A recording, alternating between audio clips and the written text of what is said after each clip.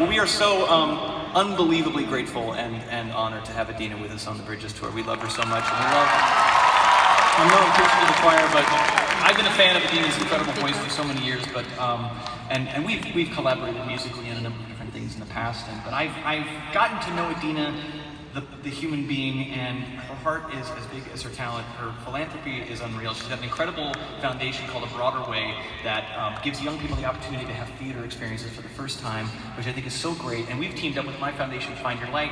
We both feel very strongly on arts education, and young people especially getting the opportunity, whether they become stars or not is not the point. It's about giving them the chance to express themselves and learn about empathy and their common humanity in a time when there is so much division is so important. So we are all about giving back to those young people, our future leaders, because the current ones are, the adults are making things really difficult. It's the kids, I think, are going to be the next step. Put it that way. I know better than to get into politics in this town, but you get enough of it. You escape that coming in here tonight, so I appreciate that. I'm not going to go into that.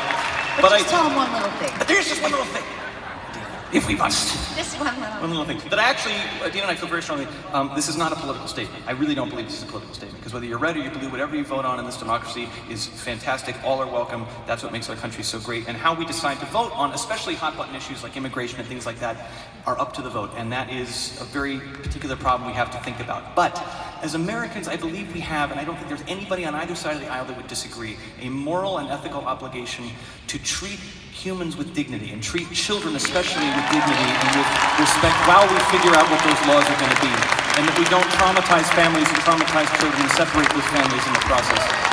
So we feel we were approached. The reason I bring this up, DC, is that we were approached by a great friend named Laura Benanti, who made an album, a wonderful star, yes, an incredible human being as well.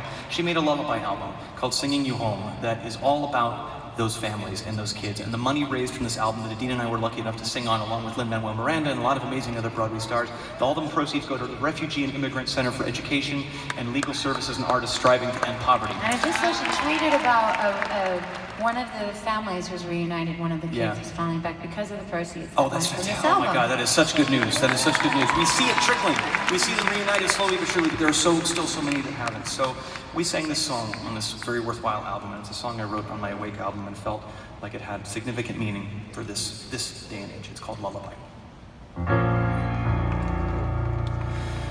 Hush now, baby, don't you cry. Rest your wings, my butterfly. Peace will come to you in time, and I will sing this lullaby. Although I must leave my child, that I won't stay here by your side. And if you wake me for I'm gone, remember this sweet lullaby. And oh, through darkness, don't you ever stop believing. With love alone, with love you'll find your way. My love, hoy este mundo gris, te guardo en mi corazón, hasta que tú seas feliz. Yo te mando esta canción. Yes, I will sing this lullaby. Oh, oh, oh, oh, oh, oh, oh.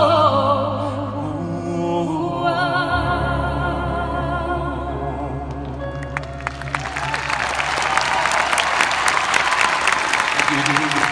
Thank you. Misconception of our United States.